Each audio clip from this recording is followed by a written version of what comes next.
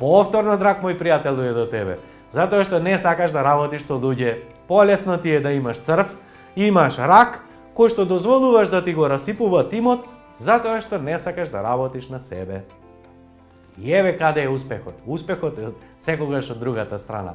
А тоа е, веднаш и подхитно мораш да отпуштиш таков личност, затоа што верувај, буквално еве ми се случувало по не знам колку пати, да имаме алфа мажјак, доминантен, кој што сака да руши процеси, он е најпаметен, се он знае. И знаеш што е интересно? И овие луѓе често пати на вистина се најпродуктивни, но лошо влијаат на останатите луѓе.